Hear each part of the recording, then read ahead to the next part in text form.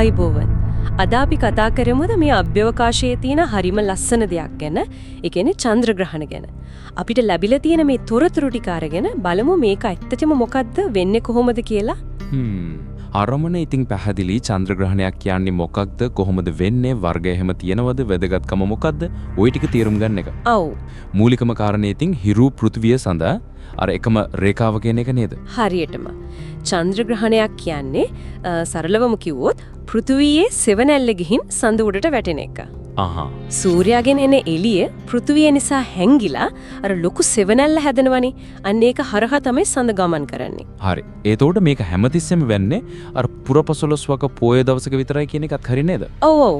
ඒකට හේතුව තමයි එදාටනේ සඳ හරියටම පෘථිවියට අනිත් පැත්තෙන් ඉන්නේ හිරුට සාපේක්ෂව. හොඳම දේ තමයි අර සූර්යග්‍රහණ වගේ ඇහෙට අනතුරුදායක නෑ නේද? බලන්න විශේෂ උපකරණ මොකුත් ඕනෙත් නෑ. කිසිම දෙයක් ඕනේ නෑ. හිස් ඇහැට බලන්න පුළුවන්. සම්පූර්ණයෙන්ම ආරක්ෂිතයි. ඒක හොඳයි. ඇත්තටම පෘථිවියේ රෑ පැත්තේ ඉන්න ඕනම කෙනෙක්ට වගේ මේක පේනවා. පැය ගාණක් වුණත් සමහර වෙලාවට බලන් ඉන්න පුළුවන්. පැය ගාණක්? ඔව්. අර පෘථිවි සෙවණැල්ල තියෙනවනේ. ඒකේ කොටස් දෙකක් ගැන අපි කතා කරනවා. උම්බ්‍රා කියන්නේ අර ඇතුළෙම තියෙන තද මාඳුර සෙවණැල්ල. හරි. පෙනම්රා කියන්නේ ඒක වටේ තියෙන ටිකක් ලාඳුරු අර්ධ සෙවණැල්ල. එතකොට සඳ යන්නේ මේ උම්බ්‍රාව හරහාද පෙනම්බ්‍රාව හරහාද කියන එක අනුව තමයි ග්‍රහණීය වර්ගය හැදෙන්නේ. හරියටම හරි. එතකොට අර සම්පූර්ණ චන්ද්‍රග්‍රහණය කියන්නේ ඒකෙදි වෙන්නේ සඳ සම්පූර්ණයෙන්ම අර තද අඳුරු උම්බ්‍රාව ඇතුළට යන එක. හරි. හැබැයි පුදුමේ කියන්නේ සඳ නැති වෙලා යන්නේ නෑනේ. අමුතු රතු පාටක් එනව නේද? අර ලේසඳ කියලාත් කියන්නේ. ඔව් ඒක තමයි හරිම අපූර්ව දේ. අතුරුදහන් වෙන්නේ නෑ. ඒ වෙනුවට තද රතු සමහර වෙට තැඹිලි පාටක් ගන්නවා. ඒකට හේතුව මොකක්ද? ඒක වෙන්නේ පෘථිවි වායුගෝලය නිසා. අර හිරු එළිය එනකොට වායුගෝලයේ හරහා යද්දී හරියට ඉර පායන කොටයි බහින කොටයි අහස රතු වෙනවා වගේ මෙතනදිත් අර නිල් පාට වගේ ආලෝකය විසිරීලා යනවා වැගියෙන්. රේලි විසිරීම කියන්නේ ඒකට නේද? ඕ රේලි විසිරීම. එතකොට ඉතිරි වෙන අර දිගු තරංගායාම තියෙන රතු එළිය තමයි වායුගෝලයෙන් නැමිලා ගිහින් අර උම්බ්‍රාව ඇතුලේ ඉන්න සඳ උඩට වැටෙන්නේ. නියමයි. ඒ කියන්නේ වායුගෝලයක් නැත්නම් ඔය පාට පේන්නේ නැහැ. කොහෙත්ම නැහැ. හිස් කළුවරක් තමයි පේන්නේ. ඉතින් මේ සම්පූර්ණ ග්‍රහණ අවස්ථාව තියෙනවනේ ඒක පැයක් හෝ ඊටත් වැඩි වෙලාවක් තියෙන්න පුළුවන්. හරි. එතකොට අර්ධ චන්ද්‍රග්‍රහණය කියන්නේ අර්ධයකේදී වෙන්නේ සඳේ කෑල්ලක් විතරයි උම්බ්‍රාව ඇතුළට යන්නේ. කොටසක් විතරයි. ඔව්. එතකොට අර උම්බ්‍රාවට ගියපු කෑල්ල විතරක් අඳුරු වෙලා සමහර විට ටිකක් රතු වෙලා පේනවා. අනිත් කෑල්ල දීප්තිමත්ව තියෙනවා. තේරුණා? අර තුන්වෙනි වර්ගය. ඡායා චන්ද්‍රග්‍රහණය. එහෙම නැත්නම් penumbral eclipse. ඒකෙදි සඳ යන්නේ අර එළියෙන් තියෙන අර්ධ සෙවණැල්ල කියන්නේ පෙනම්රාව හරහා විතරයි. එතකොට ලොකු වෙනසක් පේන්නේ නැහැ. ඇත්තරම නෑ. සඳේ දීප්තිය හරිම පොඩ්ඩක් අඩු වෙනවා විතරයි. පියවි එහෙට එක ග්‍රහණයක් කියලා අඳුරගන්නත් අමාරුයි. සමහර වෙට. හරි. එතකොට මට තියෙන ප්‍රශ්නේ තමයි ඇයි හැම පොයකටම මේ චන්ද්‍රග්‍රහණයක් දකින්න බැරි? හිරු පෘථිවිය සඳ එකෙල්ලට එනවනම්. ඒක හරිම වැදගත් කාරණයක්. හේතුව තමයි අර සඳ පෘථිවිය වටේ යන කක්ෂය තියෙනවනේ. ඔව්. ඒක පෘථිවියේ හිරු වටේ යන කක්ෂ තලයට, ඒ කියන්නේ ක්‍රාන්ති වලයට හරියටම සමානාන්තර නෑ. පොඩි ඇලයක් තියෙනවා. ඔව්. අංශක 5ක විතර ඇලයක් තියෙනවා.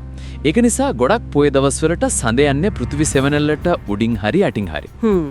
ග්‍රහණයක් වෙන්න නම් අර පොය දවසේ සඳ ඉන්න ඕන පෘථිවි කක්ෂතලයයි සඳේ කක්ෂයයි කැපෙන තැනක් හිටුවා. ඒ කියන්නේ මේ නෝඩ් එකක් කිට්ටුව පොයක් යෙදුනොත් විතරයි සෙවණැල්ල මැදින් යන්න සෙට් වෙන්නේ. හරියටම. එතකොට තමයි අර ඇලයින්මන්ට් එක හරියටම එන්නේ. නැත්තම් පොඩ්ඩක් උඩින් හරි යටින් හරි යනවා. ඒ කියන්නේ මේ අභ්‍යවකාශ වස්තුන්ගේ චලිතය නිකම් ඔරලෝසුවක් වගේ නිර්වද්‍ය වුණත් අර පොඩි ඇලවීම නිසා හැම පොයකටම ග්‍රහණයක් දකින්න ලැබෙන්නේ නැහැ.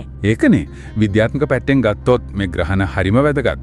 පෘථිවියේ වායුගෝලය ගැන, ඒකේ තියෙන දූවිලි අංශු වගේ දේවල් ගැන. අය වගේම පෘථිවි සෙවණැල්ලේ නියම ප්‍රමාණය ගැන අධ්‍යයනය කරන්න මේක හොඳ අවස්ථාවක්. ඒ වගේම අර කිව්වා වගේ කාටත් ලේසියෙන් ආරක්ෂිතව බලන්න පුළුවන් නිසා අහස ගැන, තාරකා විද්‍යාව ගැන උනන්දුවක් ඇති කරන්න හොඳම ක්‍රමයක් නේද? අනිවාර්යයෙන්ම. විශේෂයෙන් අර සම්පූර්ණ ග්‍රහණයක් නිරීක්ෂණය කරන එක හරිම අත්දැකීමක්. ඒකේ අර පියවර ටිකක් තියෙනවා කිව්වා නේද? ඔව් ඒක එකපාරට වෙන්නේ නෑනේ. මුලින්ම අර පෙනම්බ්‍රාවට ඇතුල් වෙනවා. ඒක ලොකුවට නොතේරුණාට ඊට පස්සේ උම්බ්‍රාවට ඇතුල් වෙන්න පටන් ගන්නවා. ඒ කියන්නේ අර්ධ ග්‍රහණය පටන් ගන්නවා. හරි. ඊට පස්සේ සම්පූර්ණයෙන්ම ඇතුළුනාම තමයි අර ලේ සඳ එන්නේ. උපරිමට ඇවිල්ලා ආයෙත් හිමින් එළියට එනවා. අර්ධ ග්‍රහණය වෙලා පෙනම්බ්‍රා වෙනුත් එළියට යනවා. අර ලේ සඳ වෙලාවට අහසත් වෙලස් වෙනව නේද? ඔව්. සඳ අඳුර වෙන නිසා අහසේ තරු හරිම පැහැදිලිව පේන්න ගන්නවා. ඒකත් හරිම ලස්සනයි. තව අර විශේෂ අවස්ථා කිව්වේ සුපිරි සඳ දවසක. ආව්. සුපිරි සඳ කියන්නේ සඳ ප්‍රතිගිර ටික කිට්ටුවෙන් තියෙන දවසක්නේ. ඔව් ලොකුවට පේනවා. අනේ ඒ වගේ දවසක සම්පූර්ණ චන්ද්‍රග්‍රහණයක් වුණොත් ඒකට කියනවා සුපිරි ලේ සඳ. සුපර් බ්ලඩ් මූන් කියලා. එතකොට අර රතු පාට සඳ සාමාන්‍ය ග්‍රහණයක වඩා ටිකක් ලොකුවට පේනවා. නියමයිනේ. එහෙමනම් අද අපි මේ කතා කරපු චන්ද්‍රග්‍රහණය කියන්නේ අහසේ නිකම්ම වෙන දෙයක් නෙවෙයි.